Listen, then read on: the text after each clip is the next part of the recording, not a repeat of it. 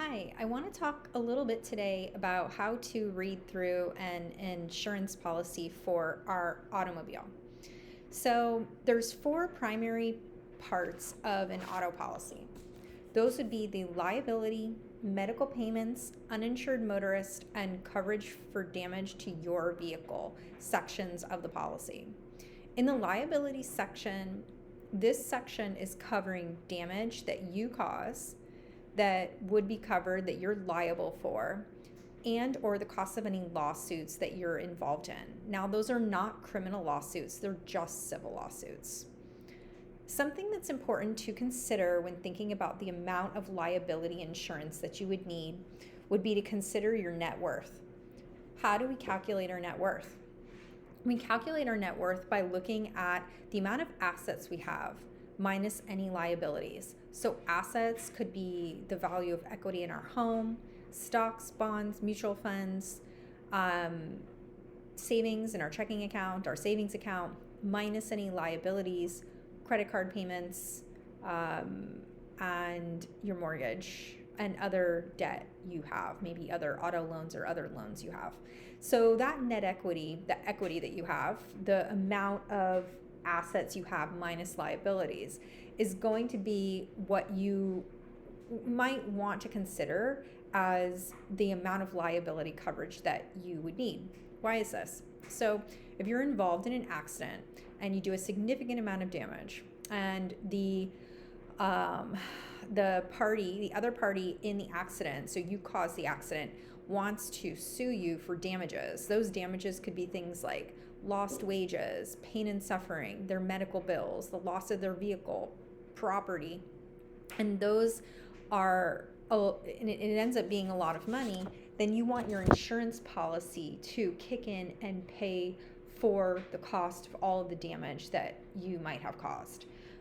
So that's liability insurance in a nutshell. So if we look here at my policy, how I would read this is I have a liability coverage section, and I have both bodily injury liability and property damage liability. So bodily injury liability involves if I hurt someone in an auto accident, versus property damage if I damage someone else's property. So the limits that I have set are 500 and 300,000 respectively. You can see the premium amounts, and the premium is the amount that I have to pay to have this insurance, and it's on a 6-month basis. So every 6 months I pay $250 and $230 respectively for bodily and property damage liability insurance. It's a large section of my insurance policy, actually, the liability coverages. So the next section that we want to talk about is medical payments. So let's see, injury, coverage, medical payments. Okay, so medical payments are going to be payments that are made if, for myself, or passengers are involved in an auto accident. Now, you might be asking, why do I need insurance to cover any medical expenses in the event of an accident? And the reason might have to do with the fact that your passenger might not have medical insurance. So they might not have health insurance. Your passenger might have a high deductible on their health insurance. You might have a high deductible on your health insurance. In this way, that deductible would be paid by the insurance policy for your car, and or the passenger who lacks health insurance, their medical expenses could be paid on by your auto policy. Okay, so the premium for this $50,000 per person in the event of an accident is $33.66 per 6-month term is what I have to pay. So about $66, $67 on an annual basis. Okay, the next large section has to do with uninsured motorists. So a lot of people don't have insurance. Pedestrians might not have insurance. Someone riding a bike might not have insurance. So an uninsured motorist, you're going to purchase insurance if an uninsured or underinsured driver injures myself or passengers.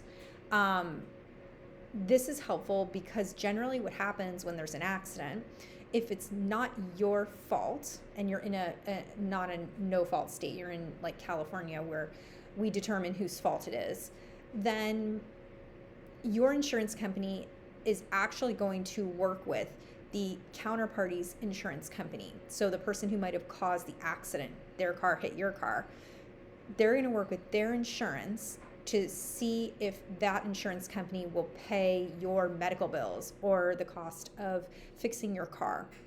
Now, if they don't have insurance, then the uninsured motorist bodily injury coverage will trigger. And you can see that it's up to $500,000 per person per accident. These coverage levels are really high, and the premiums on uninsured motorists, that section of your policy, is relatively low. Likewise, if an uninsured driver damages your vehicle, will help pay the repair costs. So that's also something that was selected. And you can increase it to the actual cash value of the vehicle, but I have declined to do that. Okay. Let's see. So the last item, and I think it's the item we think of as being really what insurance is for, but maybe we don't always have this in our policy depending on how much we want to spend, depending on the value of our car. If our car isn't worth much, we might not have coverage for damage to our own vehicle. So if you get in an accident, your insurance liability may help pay for someone else's car that's damaged, but you might not have comprehensive in collision, which is coverage for damage to your vehicle. So I happen to have that, and it lists the fact that I have two vehicles. It lists what's called the deductible. So much like health insurance, this deductible is the out-of-pocket costs that I would have to pay if there is a comprehensive or a collision accident. So a collision would be with another car or with an object, not an animal, versus comprehensive is going to be when there's an accident that is something that is not a vehicle, hail, theft.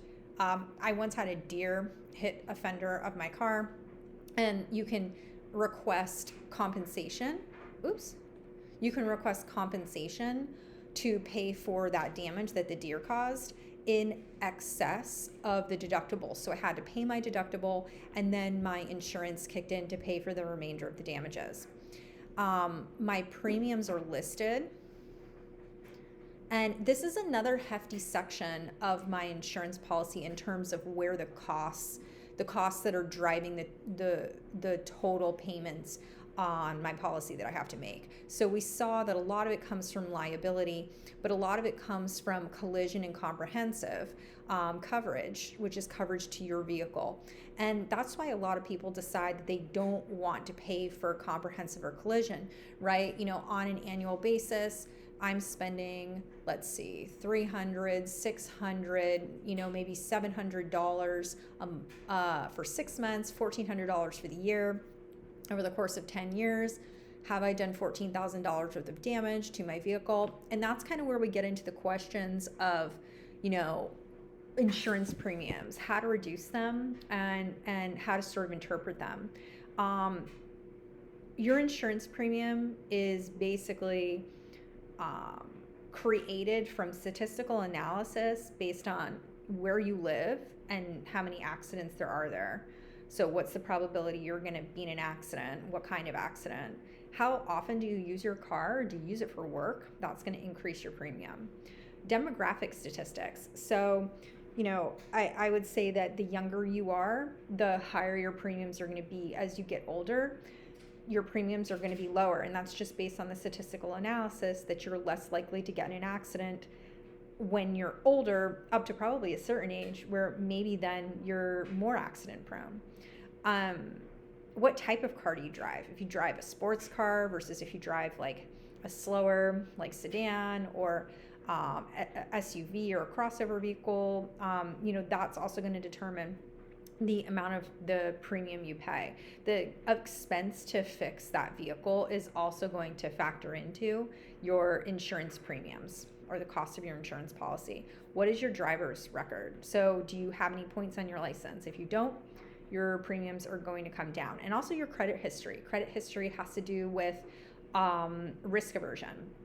So those who have lower credit scores, perhaps they are more risk averse and they will be less likely to get into an accident. In addition, moral hazard, there is more to lose when you have a higher credit score. So, tips to reduce your insurance costs. There are some tips. If you have a good driving record, this can reduce the cost of your premium and the cost of your policy. Good grades. If you have good grades and you call your insurance company and you want to submit them, they will possibly give you a discount on your policy. Multi-auto. So you see, I have 2 cars on here. We could have them on different insurance policies, but we don't. We have them together so that we get a discount for this. Also, you can increase your deductibles. So if you look at the deductibles I have for my comprehensive and collision, which is the insurance that covers any damage to my car in the event of an accident, I could increase these deductibles and that would lower my policy. What's the cost of that? If I do have an accident, then my deductible's higher, but maybe I'm saving if I don't have accidents because I don't intend to use the insurance, and therefore the policy decreases also. Many states require you to have insurance. It depends on what state you're in, what kind and what amounts they require you to have. So when you go to obtain insurance and you're looking at your policy, it's always possible that there can be cost savings if you call up the insurance agent that you purchased the policy through. So you can see that mine is USAA. I have retired military in my family, so I have USAA. They can guide you through what you have to have and what amounts of coverage you must have legally per your state versus what you don't need, and you can also save there. So I hope this information is useful to you, and I hope you enjoyed looking at my auto insurance policy.